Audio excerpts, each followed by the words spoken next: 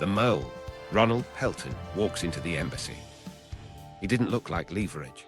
Red hair thinning, a suit that said overdue notices, the posture of a man who'd been explaining himself too long. January 14, 1980, he dialed the Soviet embassy in Washington twice.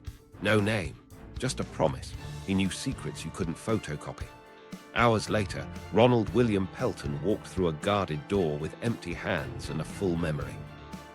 He'd spent 14 years inside NSA, taught Russian by the Air Force, seasoned by the rhythms of other people's conversations. Not a field officer, not a thief of paper, an interpreter of systems, of how America heard. In 1979, his life unraveled, debts, divorce, a resignation signed under the weight of failure. He sold cars, tried insurance, watched the mailbox fill with red ink. Pride curdled into grievance. Desperation sharpened memory. The math started to look simple. What he knew could buy air. The first to meet him was Vitaly Yushchenko, a KGB duty officer whose job was to tell trash from treasure before dinner cooled. He asked for validation points no newspaper could provide, office layouts, unit acronyms nobody used in public, the cadence of tasking inside a particular vault. Pelton spoke softly, like a man who'd practiced telling a story to himself. He described workflows instead of passwords, authorities instead of names, the logic that underwrote collection. Then he said a combination of words that changed the temperature in the room: Okhotsk, Petropavlovsk, Vladivostok, undersea cable, tap. Yushchenko didn't argue. His chair scraped back. He climbed a staircase too fast for a man used to careful steps and briefed his boss in sentences that didn't need adjectives. The thesis was simple. The Americans had put ears on a Soviet lifeline inside a sea Moscow treated like a fence. Tasking rewrote itself that hour. Not a manhunt, an autopsy with the patient still talking. For the KGB, Pelton was valuable precisely because he carried nothing. Paper can be old, process ages slower. He mapped the architecture of American listening the way a surveyor maps a farm. Fences, wells, roads, not the names of cows. Over the next 5 years, handlers met him in restaurants where the forks were heavy and in Vienna hotel rooms with curtains that didn't close right. They asked the same questions 12 ways. What should we fear? What are we missing? Where are the seams? Pelton answered in systems and habit, not code words. He got roughly $35,000 for it, less than a car, more than a month's rent, devastating in its return. Soviet countermeasures don't sprint, they tide. After Pelton's first visit, analysts reopened old weirdness. Trawler captains muttering about a US submarine with skids, maintenance crews noting a section of line that suddenly sounded clean, patrol patterns in the 1970s that made less sense the more you looked. A shape emerged, ordinary human logic painted over charts. In 1981, a salvage ship with an innocuous cover story anchored where no fisherman wasted time. Divers went down with orders to photograph anything the ocean didn't make. A pod rose dripping. The courtyard had a window. Back in Maryland, the reel went silent. Collection teams stared at dead air that said, without memo or meeting, that someone had found what shouldn't be found. A retrieval crew met absence. A cable that felt naked again. No shards, no message, just the clean space where a secret had lived. In Moscow, the device reportedly toured a basement museum, trophy and warning both. Encryptors tightened. Line crews checked routes they'd ignored for a decade. The lesson traveled faster than any speech. Pelton kept talking. When fragments arrived in Moscow from sources without context, he supplied the missing frame. Cover names to workflows, brief labels to entire departments, how tasking moved like blood. KGB notebooks filled in tidy script. What he offered wasn't trivia, it was grammar. For them, a brain light that was better than a safe. Then chance narrowed the circle. In August 1985, the same Vitaly Yushchenko slipped his handlers in Rome and walked into the CIA. Debriefers in a safe house poured coffee and caution. Across days, he unraveled cases like threads. One stuck. A red-haired former NSA man who'd walked into the Soviet embassy in January 1980 talked about undersea taps, described programs like a technician. No name, no need. The FBI had embassy phone intercepts from those nights, timestamps and call durations. Cross-checks began. Filter for ex-NSA, money, stress, physical description. The universe collapsed to one door. Agents built a perimeter around Pelton's life. Quiet surveillance, grocery runs, a car that needed tires. The tired gait of a man who'd learned to make himself small. They approached as if it were routine, a clearance follow-up, a background check. No accusations, just questions that nudged memory toward confession. The second interview sat in a wired room sensitive enough to catch a heartbeat between denials. Pressure wrecks neat stories. Pelton minimized. Then he named Ivy Bells. They staged a last insurance policy, an undercover meet in a hotel room, an agent wearing a Soviet face. The play wasn't for new secrets. It was for the man to recognize himself and talk. He did. On November 25, 1985, they arrested him on an Annapolis street. He didn't fight. He looked tired. In court, prosecutors didn't waive blueprints. They built their case on confession and what confession meant. Experts explained to a jury how revealing a method can erase years. How a lift ship in Okhotsk doesn't happen by luck. Pelton was convicted in December 1986. Espionage, conspiracy, unauthorized disclosure of communications intelligence. The sentence, 3 life terms plus 10 years. He served nearly 30 before parole. The ocean had hidden the pod. It couldn't hide the secret from a mouth. That's the human hinge in this story. Divers believed skill would buy anonymity. Analysts believed compartments could hold victory. One man, broke and bitter, disproved both with a phone call and a memory palace. The KGB's hunter, how they found the wire. The first clue wasn't a siren, it was a smudge. In Kamchatka, a line technician noted that a stubborn hiss along one span had gone strangely clean. Not perfect, just less dirty than yesterday. He wrote a margin note and moved on. Meanwhile, in Moscow, a different margin filled. After Pelton's walk-in, KGB officers reopened dusty folders and reread every oddity. Trawler crews muttering about a US submarine with feet. Maintenance logs flagging spots where anchors shouldn't snag, but did. Patrol reports that felt wrong in hindsight. Alone, each looked like noise. Together, they sounded like intent. Go look. The task didn't arrive with trumpet language. Naval headquarters issued an inspection order that read like routine. Survey a stretch for anchor fouling, validate route integrity, report anomalies. A salvage ship sailed east escorted just loudly enough to look like training. The divers got a different brief in the wardroom. Grid the suspected track, disturb nothing you don't have to, and film what your gut tells you doesn't belong. No one said American. They said foreign hardware. They shrank the search box with human math. Engineers drew the shortest sensible line between Petropavlovsk and relay nodes, bent by depth and slope. Cable layers are practical. They favor gentle shelves and forgiving sediment. Veteran skippers added gossip. Maintenance ships idled in one square too often. A ferry captain remembered boys he hadn't seen before. That's how the KGB hunts, not brilliant leaps, but patient stitches. Under a low lid of cloud, the ship anchored over a patch fishermen avoided. Divers sealed suits, checked lamp housings by feel, and dropped into a grey that swallowed scale. At 400 feet, light doesn't exist. You manufacture it. Their beam walked a trench. For 100 meters, only the familiar dull curve of a nation's artery half swaddled in silt. Then the lead diver's lamp flared on a shape the ocean doesn't make. It didn't advertise itself. No stencils, no serials, just a softened geometry, edges taught to hide, a color mixed to match mud, a rock that knew too much about corners. The diver circled once slow and found what anger needs, fasteners small enough to miss unless you're looking for a reason to be angry. He thumbed the camera trigger and let the lens linger on a seam that ran precisely parallel to the cable's axis. Nature doesn't do parallel like that.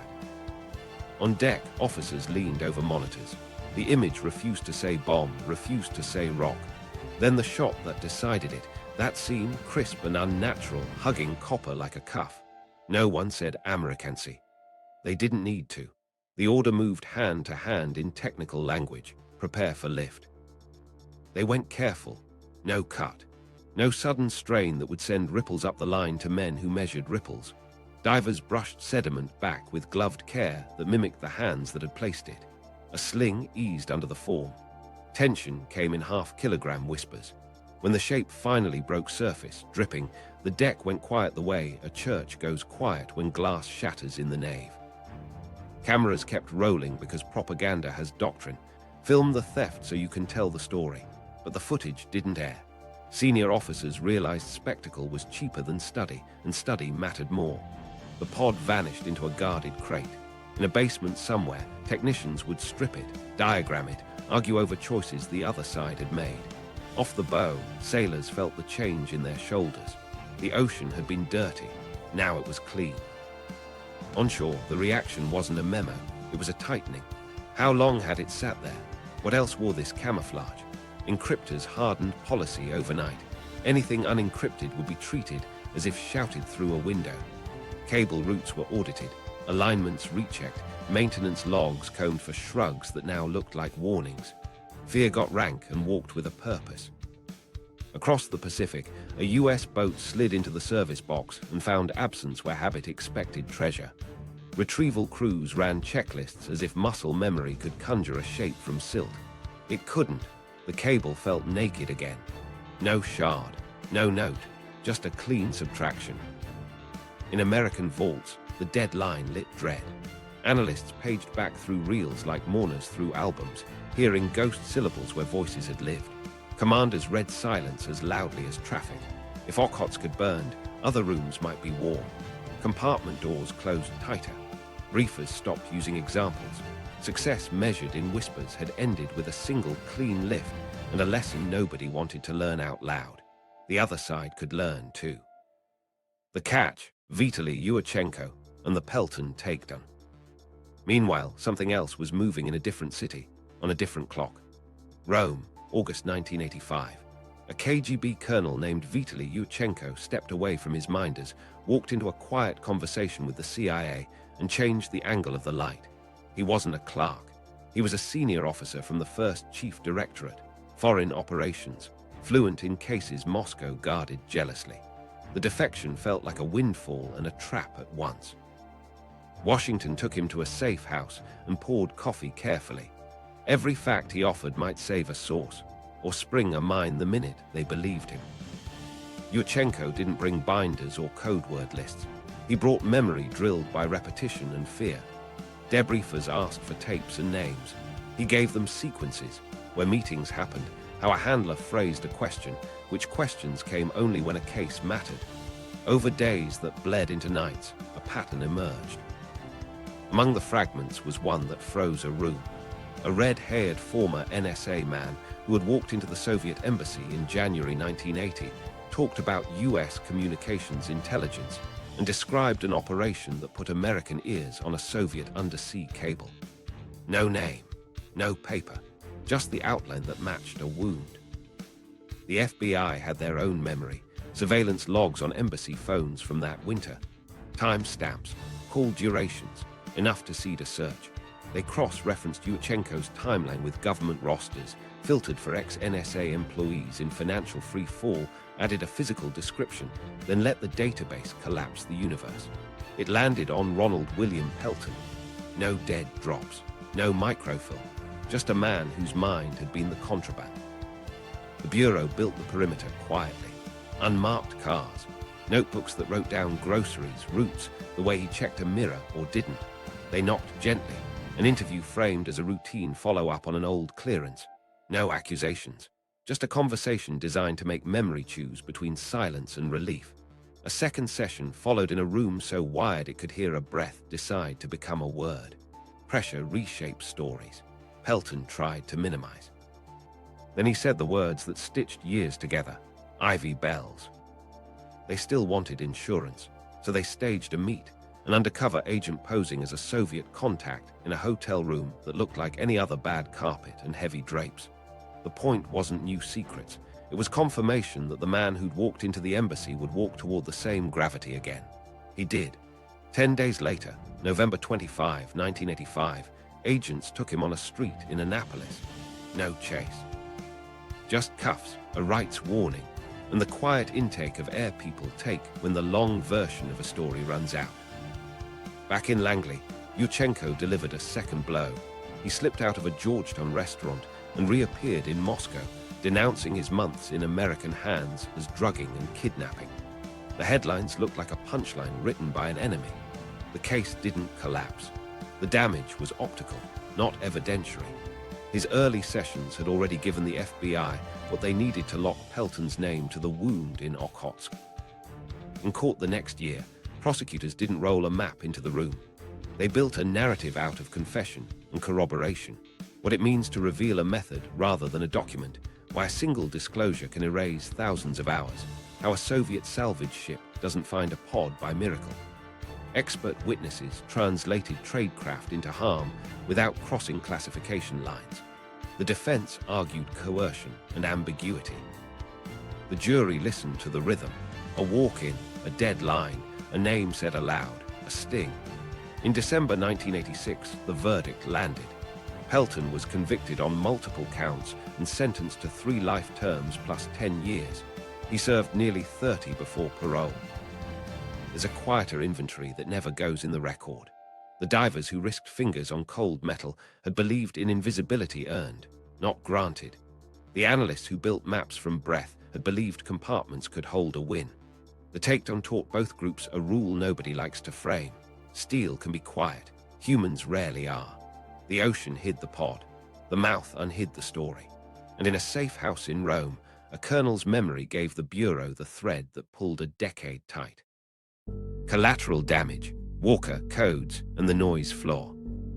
While Okhotsk went dark, another breach was already unspooling through the fleet, this one in plain air.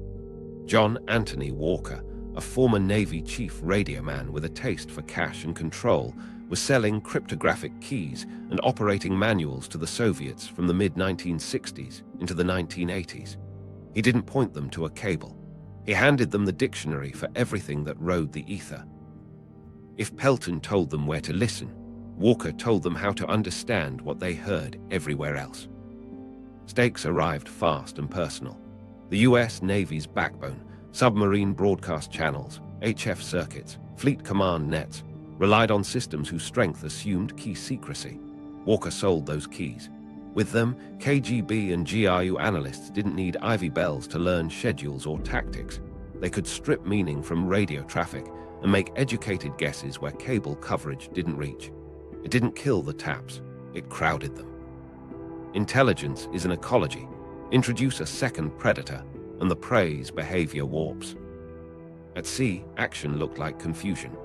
ASW squadrons that had cruised along clockwork started returning with stories that soured the coffee. Soviet boats appeared in boxes they shouldn't have known. Surface units, coincidentally, arrived when US subs transited choke points. Captains tightened everything: routes, margins, signatures. Silence, always a weapon, became armor too. In analysis cells, cross-checks that had sung in tune now buzzed with dissonance. Was that Soviet move a read of broken codes, a trace of Pelton's map maturing, or a patrol pattern that just got lucky? The noise floor rose. Impact rippled into doctrine. Counterintelligence briefers rewrote slides. The new rule wasn't "we lost a source." It was "assume multiple compromises." Rekeying bled across fleets. Crypto gear queued for swaps. Authentication drills burned into muscle. Training paused mid-cycle while comms officers taught sailors to murder habits the Soviets had been reading like a newspaper. The fix cost more than pride. It cost tempo. Ships lingered pier side, waiting for new fill. Air crews learned to count seconds between syllables like they were measuring detonators. Inside vaults, the ghost of Ivy bells still shaped how people thought: patient fusion, timing discipline, respect for the enemy's bureaucracy. Walker forced a second habit: distrust your own certainty. Analysts began scoring confidence as aggressively as content. Where did this come from? Moved from footnote to first line. Provenance became survival. A crisp intercept wasn't gold by itself. It needed a chain of custody. Intel chiefs called that tradecraft. Operators called it not dying. Culture hardened. Sub-crews adopted new brevity and stricter emissions control. A routine buoy drop started to feel like shouting coordinates. A scrape in the bilge sounded like a shadowing trawler. The folk wisdom sharpened. Never be where your paperwork says you are. Meanwhile, comms teams treated filler chatter like uranium. Walker had given the Soviets the shape of American voices, their weights, their rhythms. Mimicry became a weapon, paranoia, adaptation. The ecology cut both ways. Walker's keys made Pelton's hints more dangerous. Pelton's map made Walker's keys more valuable.